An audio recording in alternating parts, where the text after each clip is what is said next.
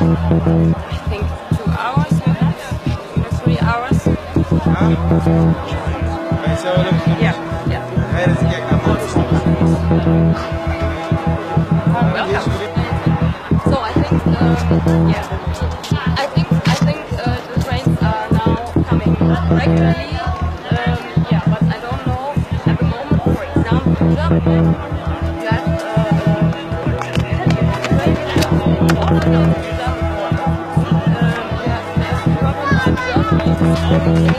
very small group of, for example, 50 people, and bring them to the next group. Yeah. So I think they will try to get tired with this. Yeah.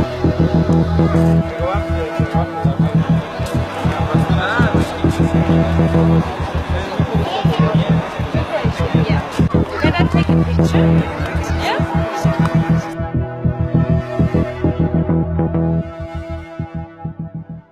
Deliver. For people. Every cell you put food. You know? And this is enter, you give them, for children give them, and I know you have 84 people there.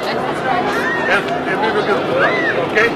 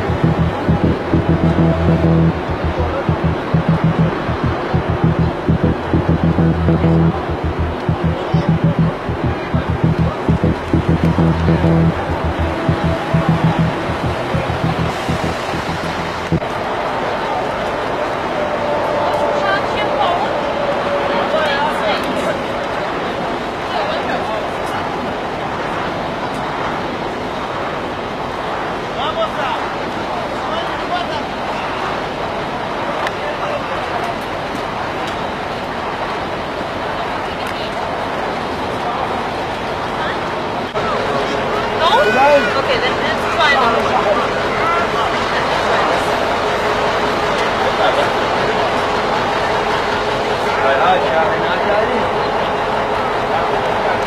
So what are your plans? Where do you want to go? I want to go to Sweden. To Sweden. And what do you want to do there in Sweden?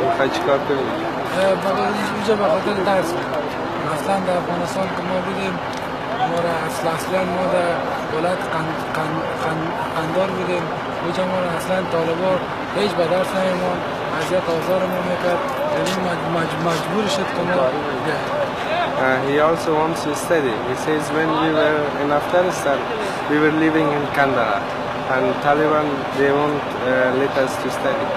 How long was your journey until now? چند مدت سفر می‌کرد؟ تقریباً 1.5 ماه میشه. 1.5 months. 1.5 months, okay. So what was the most horrible thing on your journey? بدترین چیز در سفر بدترین خاطره من بوده که از راه رومیه که می‌آمدیم کوس تو بوده اینجا سرشیبی بوده حتی ما ملاق زده پای ما گل شد اگر ما اونجا 2 ساعت اصلا بخی ما زوف کردم 1 ساعت از با دولت زفتیت برآمد من بدترین خاطرین زندگیم دونیم اونجا He says the most horrible thing was you know there is a city Urumia. They are they are crossing the Iran border to Turkey from there and there are high mountains there and he was injured there and he says it was really hard for me to cross the border. It was the horrible thing. He was injured, his leg. Oh, okay. During the trip. Yeah, and now it is okay? Yeah, he's okay. Okay. So, did you also come with a boat? با کشتی هم آمدید؟ بله با کشتی آمدیم. کشتی دیگه سال چیز بوده اصلا همین قاچاقبرایی که ما رو مثلا سوار کشتی میکنه یا اصلا در فکر انسان هیچ نیستن، فقط یا برای پول ارزش داره. کشتی ما 40 نفر تا 50 نفر بار زده بوده، اما 90% مرگ بوده، مرگ. از ما زندگی خدا قمار زدیم آمدیم. Yes, he says the people who crossed us from the sea, they don't care about our lives. They said there were 50 people in the boat, and he's saying that those people, they just care about their money, to take their money. And he says we risk our lives to come here. Is there something else that you want to tell us or the German people? شاید کدام چیزی هست که میخوای ما بگی یا با مردم آلمان؟ فقط مردم جرمنی یا سویدن امیره گفتنی دارم که ما رو پناهندگی بدن. ما تا فعلا ما در افغانستان که بودیم دمیسم شدیم اصلا موجود درس ما رو نمودن درس بخونم. فقط آرزو مینمیست که ما رو پناهندگی بدن تا ما تحصیل کنیم که ما با خودم به کشور یا خدمت بزرگ برشیم. He says that we want German people and Sweden people to accept us and help us so we can be a good man in society, and he could help other societies and his country, because in his country he was not able to study. Okay. Thank you very much. All the best for the rest of your journey. Please stay safe. Thanks.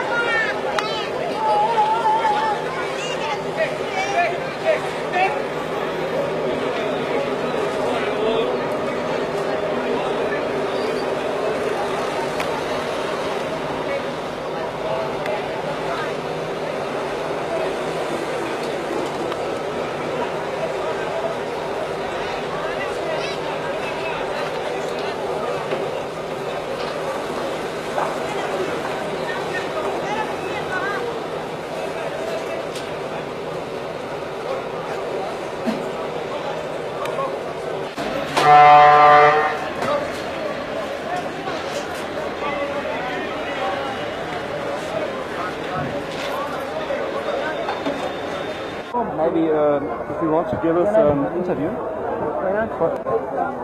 And Bulgaria, Turkey to Bulgaria, we come from Turkey to Bulgaria in 3 days, and it's raining.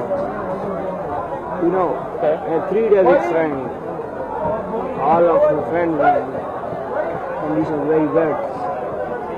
So then we crossed Sofia to Serbia border in I think 5 hours.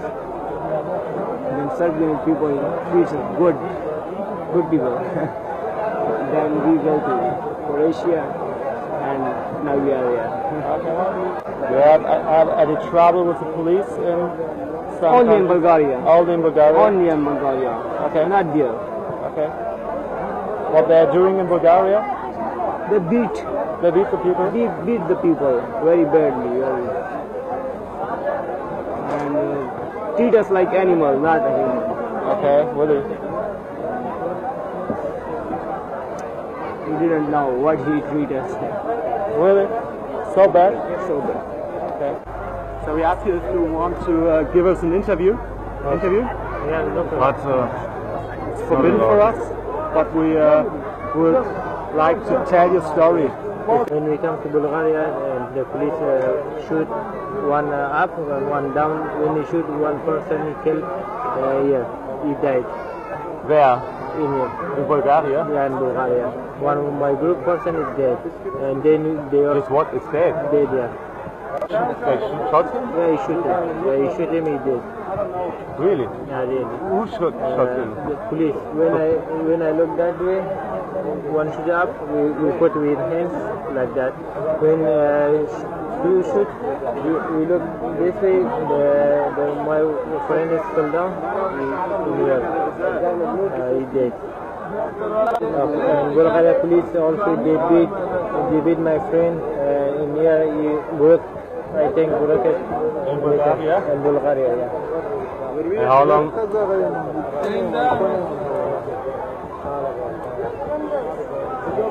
And you are in Camp Ban in jail. They are arresting me out of group. They say you are one people is dead, and we are all one people is dead. For that you stay in here. When your number come, you go. And all of friends go. Just keep me in jail for 13 days. 13 days just alone in one jail. They all every day come just give me one bread for me. No eating, no. Just, What's the last time you had warm food? in Bulgaria. In Bulgaria you had warm food. But they are not given. They are the so Bulgarian, so they are kind. They are everybody when in camps, they all have a problem in here. The Bulgarian police, when you see the problem, say go sit down. When I sick, give me one tablet. You say I have a problem. Say go. The doctors, nobody helping in Bulgaria.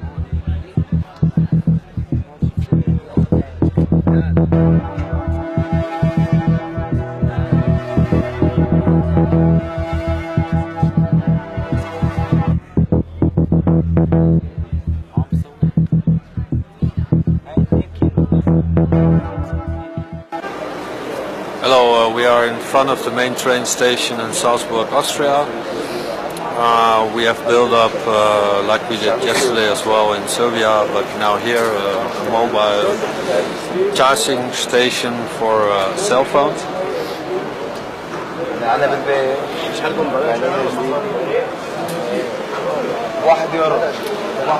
Many refugees are stuck here.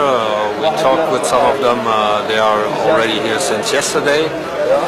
All accommodations are completely full and even more than full. So many people are laying down on the ground in the main train station to try to get some sleep. Also families with children. The reason for this is because the German government reduced the number of refugees that they are letting in per day with about 50%. They started yesterday with this. So Salzburg is getting fuller and fuller and fuller, and Germany only takes a certain amount. Just about until half an hour ago, people were distributing water and some food here, but these people have gone now. We have late in the evening, so we don't know if somebody is coming later to provide something, but until now not.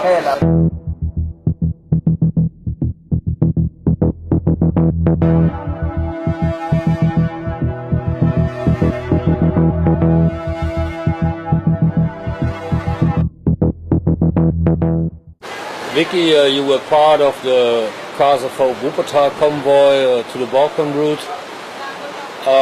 What surprised you the most? Well, we heard from other groups that were already on the Balkan route that the Red Cross and other official NGOs were not helping the refugees as much as they could.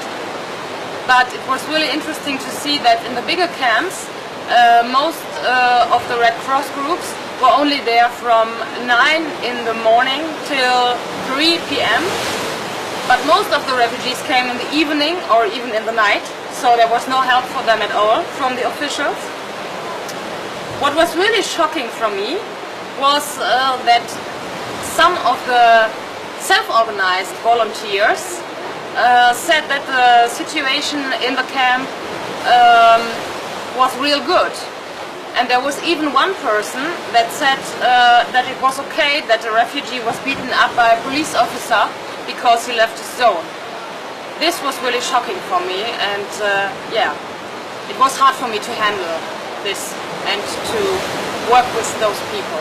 You are speaking about the camp in Opatovac, right? Yeah, yeah. It was really interesting because we were also in a small camp in Gornja Radgona in Slovenia, and there the group from the Red Cross was organized by volunteers, and it was interesting to see that there was much more supply for refugees at all. One of the most difficult parts was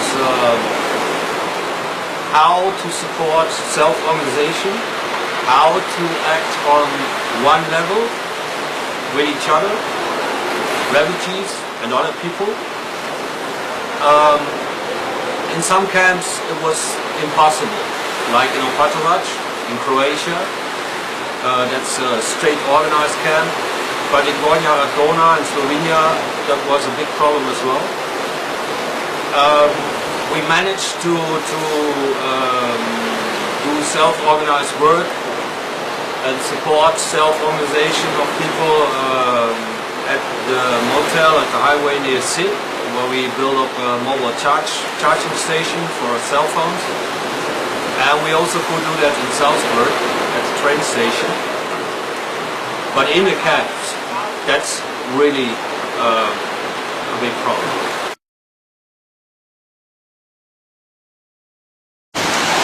As I started to make this film, I actually only wanted to show pictures from the Balkan route and the work we did there.